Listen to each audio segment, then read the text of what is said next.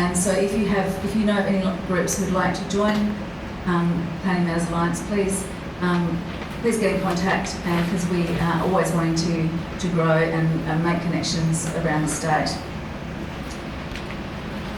So, why are we here tonight? Some of the information that I'm about to talk to is on your seats. Unfortunately, we didn't get not everyone will have printed flyers, but if you see the printed flyer, it's got a QR code. The second QR code takes you to the web page, which has all this information. So some of this stuff that I'm about to share with you now is on our website. So in our view, since coming into office, the Tasmanian Liberal government has changed planning laws quite dramatically, and in our view has dismantled what was once considered to be the gold standard of planning in Australia. And this dismantling has reduced the power of local councils and communities to make decisions about developments, and also to have effect on decisions. And this has been done through the Tasmanian Planning Scheme and the Major Projects legislation. So PMAT initially formed because of our concerns around the statewide scheme, it's also called, or the Tasmanian Planning Scheme, because it does reduce community participation in planning, as well as what council can and can't approve. And then the government in around 2020 brought in the Major Projects legislation, which is now what the government's pushing all the wind farms to go through. Not that, so the Tasmanian Planning Scheme reduces planning appeal rights, and so does the major. And there's no opportunity in the Major Projects legislation. So by removing appeal rights and also guaranteeing sale of particular developments, it's a way of reducing public participation in planning. So this means that we have less say on developments that impact our homes and our streets and our towns and our local parks and our most treasured national parks and reserves, including our World Heritage areas. And in our view, in another step in a long line of anti-democratic measures introduced by this government, and sadly, unfortunately, backed in many instances by the Labor Party, the state government has proposed two further, in our view, anti-democratic changes, which we think undermines the role of councils and communities in planning. And these changes will enable developers to effectively bypass councils and local communities. And the first of these, which is why we first called the meeting, Development Assessment Panels, also called DAPs. And effectively, the government announced legislation, a draft framework not last year, the year before, and then we saw the draft bill be debated, put out for public comment, and then debated in the Parliament last year. And essentially what that means is that development assessment panels will replace councils regarding decisions on development applications. So Launceston City Council, for example, won't be having the final say on developments in the Launceston area. Instead, if the developer chooses to, and if it's approved to go through a development assessment panel, developments will be decided by the Tasmanian Planning Commission, and the decision of the Commission will be final. So there won't be any opportunity for the community to appeal that decision, which is currently the case. So at the moment, a development application can go to Launceston City Council, the council can approve it or reject it, and at the moment the developer and the community can choose whether to appeal it or not. That won't be possible under what's proposed with the development assessment panels. So this essentially removes, in our view, councillors, voters and the community from having a proper say on what the future of your local area will look like and feel like, and how you will be living in it, essentially. And these changes are proposed for all urban/private land and all reserved/public land across Tasmania. So that includes reserve land and Crown land. And then, the reason why we called this meeting was because we were so concerned about the development assessment panels. Unfortunately, the bill was tabled at the end of last year. In fact, it was debated in the Upper House on the last sitting day of the parliamentary year, and thankfully the Upper House rejected the DAP bill, and that was largely because the Local Government Association in Tasmania, every single council voted against the DAP legislation. The DAP bill, and the Legislative Council heard those concerns and didn't pass that bill. But there are some councils who may support DAPs, and there are some councils that may not. So just because they all voted against the bill last year doesn't mean to say that that will happen again. And then the second reason we called tonight's meeting, which we weren't expecting, which only happened last Friday, which was the Planning Minister's made a new announcement. And it's the government's proposed further disturbing major changes to the planning process.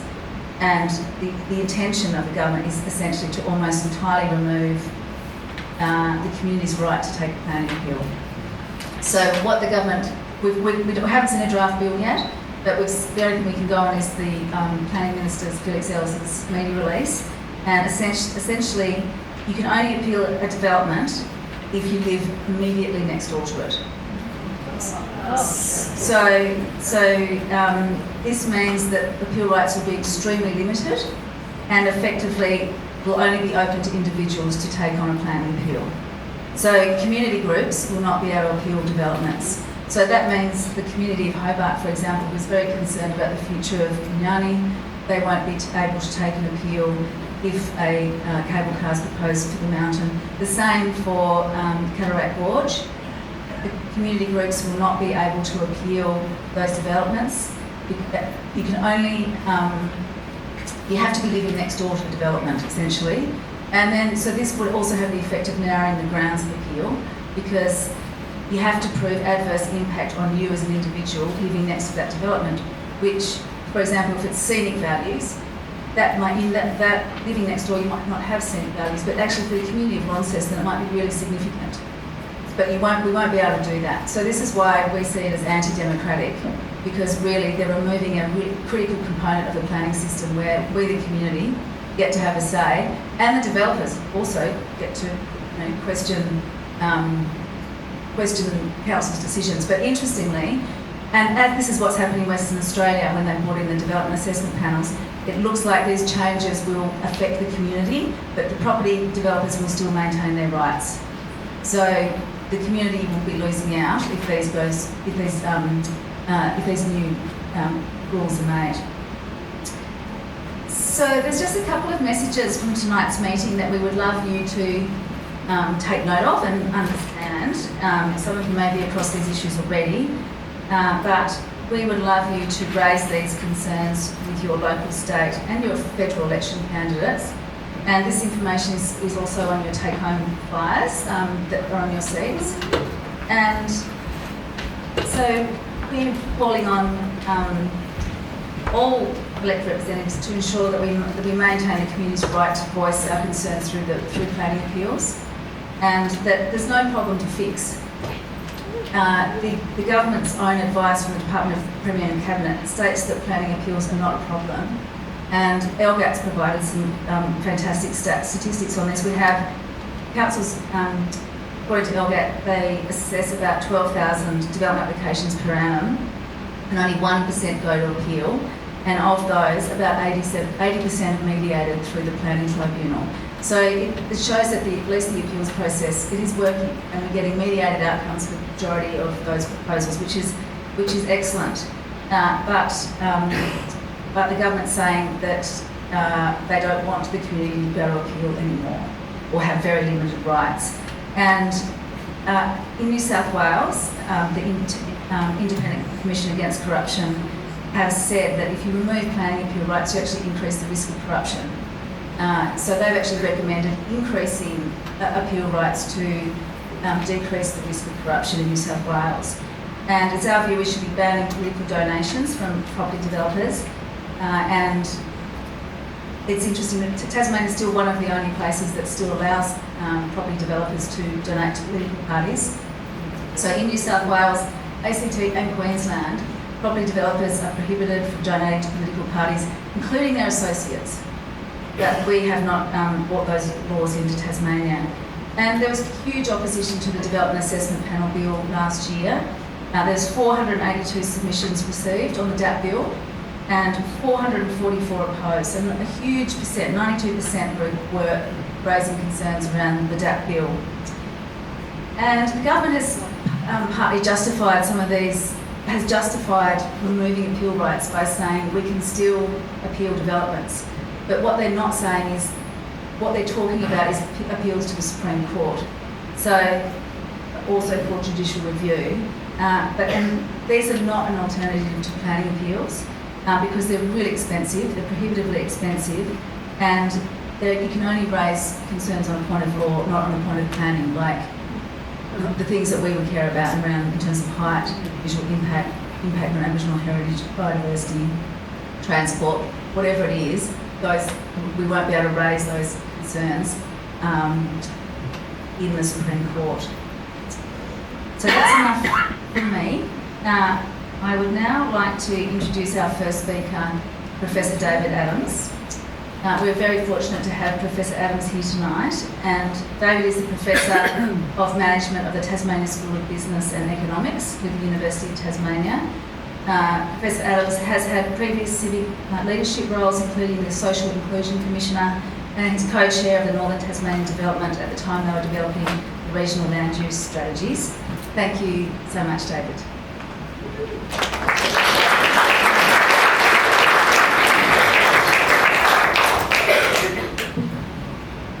Thank you, Sophie, and thank you for the opportunity to speak. I do have 4 slides and 4 slides only, so hopefully I'll still get minutes. 3 introductory comments. The first one is that I found this out on ABC Radio this afternoon. I'm here as an academic expert in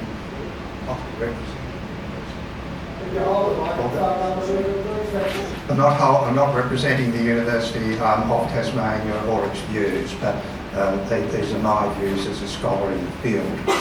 The second observation is that those of us involved in the early days of developing the Land Use Planning and the Approvals Act and the Local Government Act made a mistake.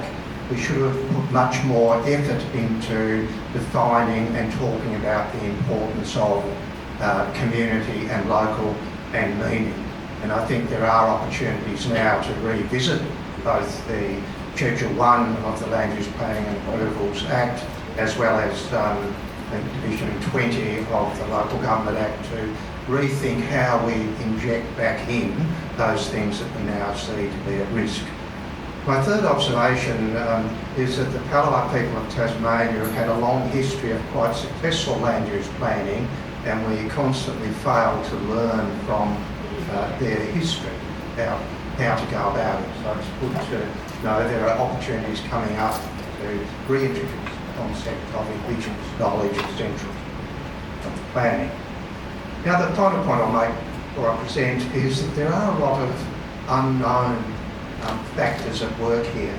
We may be off the mark. It may well be that our Parliament and our government of the day is meaning something other than what we think they mean at the moment. I'm not holding out a lot of hope for that, and the progress to date and in the last week has indicated that perhaps I am on the right track by arguing, as I did in the Examiner today, that this is a longer term strategy to emasculate local government by stealth. I think we do have an existential crisis on our hands, and I think there are solutions. I'll just, and my particular interest is in the democratic arguments at the moment. There are also lots of planning arguments and about the concept of planning knowledge and how it's being devalued. And there are also constructs about community knowing and community knowledge. Now, they're all related, but my particular focus is on the risks to democracy. Now, our first problem is really this construct that local knowledge is no longer as important as we thought it was when the Acts of Parliament were created.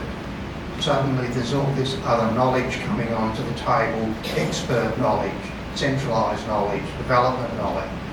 And so we have a challenge now to reconstruct what we mean by local. And of course, local knowledge is embedded institutionally in local government. They are the advocates for the idea of local knowledge and its importance. And so it removes a core function from local government, that concept of local government acting as a representative of the interests and values of those who live and work in those areas. And so that concept has lost significance, and that's a significant risk to democracy.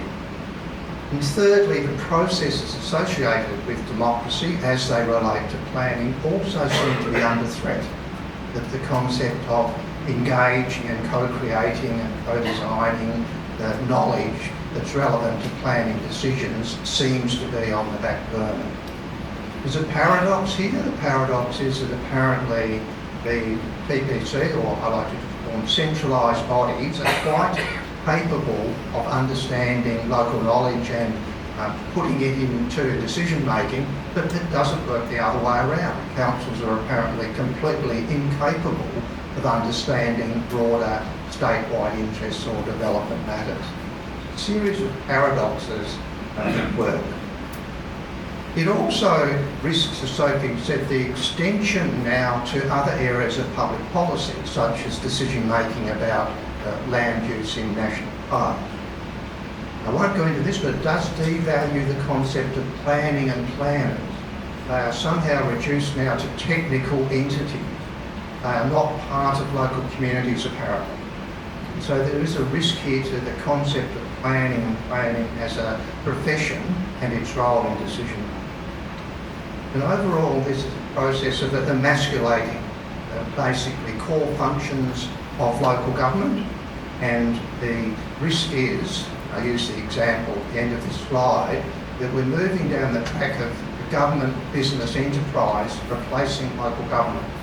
Those of us around in the 1980s and 90s remember the debates about the corporatisation and privatisation associated with what were previously public entities, public utilities. So I'm making the observation there's quite a lot of evidence this is a direction that we're going in. It may have some benefits, but at the moment it doesn't look as though it's a balanced conversation. Thanks, Sophie. I've looked at DAPS globally. The first challenge, of course, is that very few other countries call them DAPS. And so trying to actually find out what is an equivalent to the model proposed here, and given the model proposed here keeps changing, it is a bit tricky.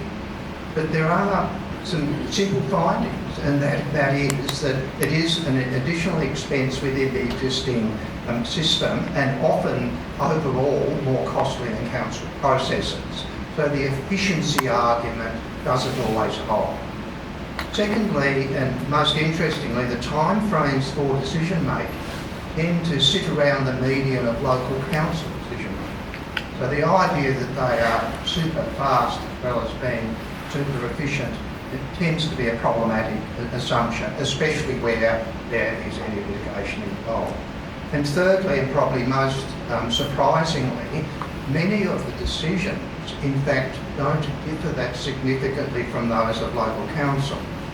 You have to be careful with that, because that's an argument as to why wouldn't you have DAPS if they make the same decisions. When you drill into it, it's often because those DAPS that make similar decisions are in fact much more engaged with the local communities and their institutions. Thanks. There is a solution. That the first solution is to flip the argument, which is what I've been suggesting, and that is, instead of taking powers away from local government, we should be investing in building capability if we believe that local councils are, for whatever reasons, not capable of dealing with complex matters, not capable of dealing with large amounts of dollars, not capable of dealing with flow-on or spillover effects at a statewide level, and the idea of not being able to understand what statewide interests are. So the first argument, I think, is to say, let's start to rebuild or reinvest in local government, which is the European model. The European model essentially attaches DAPS to groupings of local councils to support them in decision making. But in doing so, it retains the basics of local democracy and the democratic process. And so again, this concept of amending the Act And so amending the Land Use Planning and Approvals Act, the Local Government Act, probably others such as the Major Projects Act, to actually start to talk about what would those clauses be, what would those objectives be, what would those functions be if we were to amend the Act so that those ostensible missing interest and values can be reintroduced to the process at the local government level. The third dot point is debated, that is the notion of getting our Parliament involved. I make this point seriously, at least it is democratically elected. Doesn't always show a deep knowledge of planning processes, but perhaps we ought to be investing more in rebuilding or developing the capability of our upper and lower houses and members of Parliament who engage in conversation about planning. They created the planning authorities called council under the Local Government Act. They are ultimately therefore accountable for planning decisions. But there's something there to be explored, and again, that's a European solution. Final dot point, and except that I've been a co-chair of a regional body in the past, NTDs across then. Our three regional bodies, NTD, Gold Coast Authority, Southern Tasmanian Councils Association. When we did the regional land use strategies, the idea was that they would take a key role in supporting councils in planning decisions. That never happened. I said on ABC Radio this afternoon, it may be that a midpoint in this conversation is how might those regional entities be reconstituted as it were a broker or a mediator between the statewide momentum to emasculate councils and the democratic risks that are associated with the loss of core